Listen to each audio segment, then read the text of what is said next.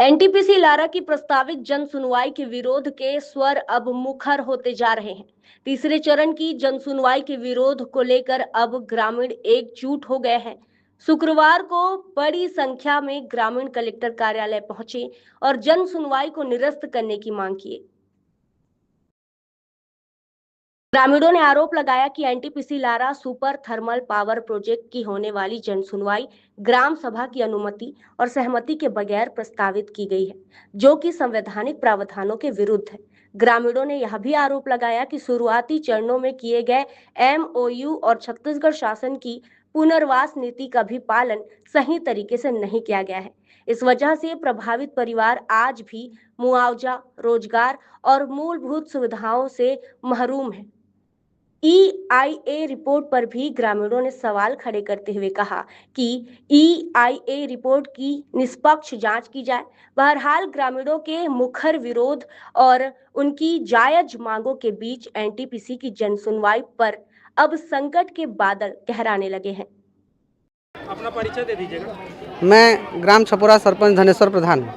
बताइए, ज्ञापन देने आए हैं, किस संदर्भ में ज्ञापन देने आए हैं? हम लोग अभी जो जन सुनवाई होने वाली है 16 जून को, उसके विरोध में हम लोग जन सुनवाई निरस्त करने के लिए हम लोग सभी सरपंच, प्रभावित गांव के सभी सरपंच और हजारों की संख्या में ग्रामीण माताएं बहनें हम लोग यहां पर आए हैं।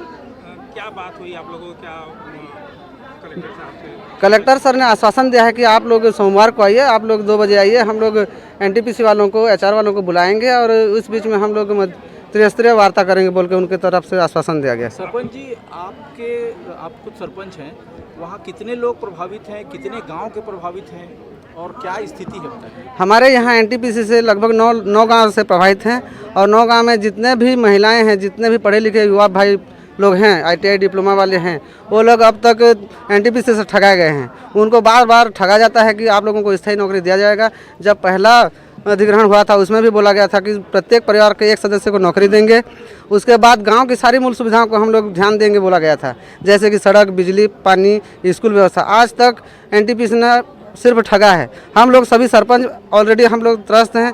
हम लोग जब भी उनके पास जाते हैं गांव वालों की मूलभूत सुविधाओं के बारे में, जैसे कि बिजली, सड़क, स्वास्थ्य को लेके जाते हैं, हम लोगों को फंड तक नहीं दिया जाता है। 1.5 साल हो गया ना, हम लोगों को एनटीपीसी की तरफ से फंड नहीं दिया जा रहा है। तो कहीं ना कहीं हम अपने गांव के, हमारे पीछे एक गांव के हर सरपंच के पीछे लगभग 1500 जने हैं। हम लोग दिन रात समस्याओं को लेके जाते हैं, लेकिन वो लोग एक दिन तिथिवार तय कर दिए हैं कि मंगलवार और शुक्रवार को आप लोग आइए, उसी दिन बात करेंगे बोल के। हम लोग धुआं खा रहे हैं, हम लोग धूल डस्ट खा रहे हैं। हम लोगों का हक बनता है कि हम एनटीपीसी के सामने जाके अपना जो भी अधिकार, जो भी मूलभूत की बातें रखें।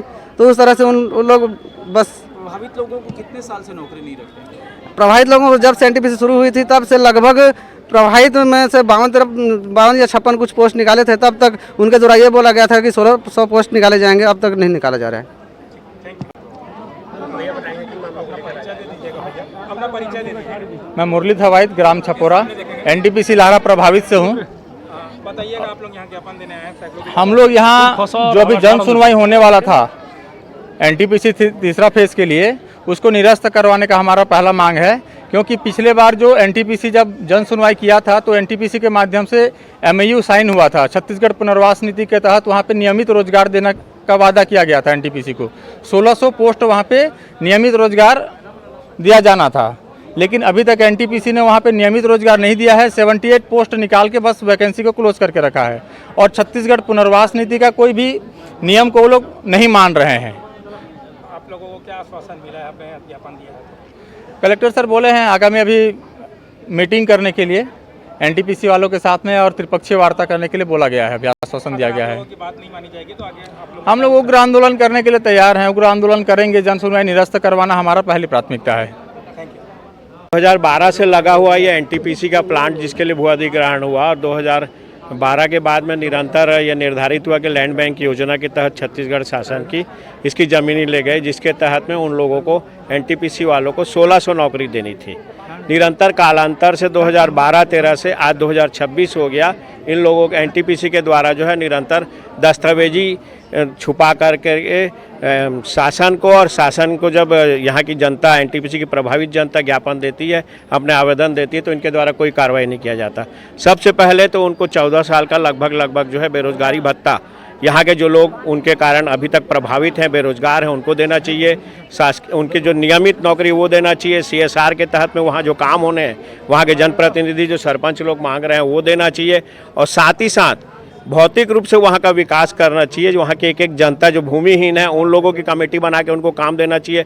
माताएं आई हैं, उनकी बहुत सारे जिनके पास ज़मीनें नहीं हैं, उनके भूमिहीन है, उनको काम मिलना चाहिए। तो आज तक 14 साल हो गया पूरे देश में जब सरकार का उपक्रम इस प्रकार का झूठ बोल करके ज़मीन ठग करके ले लिया और बिजली बना करके हमारा छत्तीसगढ़ का जल, हमारा जंगल, हमारा ज़मीन, हमारा कोयला, हमारा पानी, हमारी ज़मीन ले करके यदि हमारे को बेवकूफ़ बना रहा है तो इसका विरोध करने के लिए फिर से ज्ञापन देने के लिए कलेक्टर साहब को आए थे। चूँकि आगामी समय में कुछ दिनों बाद जन सुनवाई है, उसका कैंसिल करने की भी मांग थी। उन्होंने कहा करके भी सोमवार को जो है त्रिपक्षीय वार्ता दस्तावेजी रूप से समझ दस्तावेज NTPC के प्रभावित भी लेके आएंगे और साथ ही साथ में त्रिपक्षीय वार्ता शासन, NTPC और जो प्रभावित लोग हैं उनमें से लोग बैठ करके निर्धारित करेंगे कि NTPC गलत है और उस चीज़ को हम प्रमाणित करेंगे।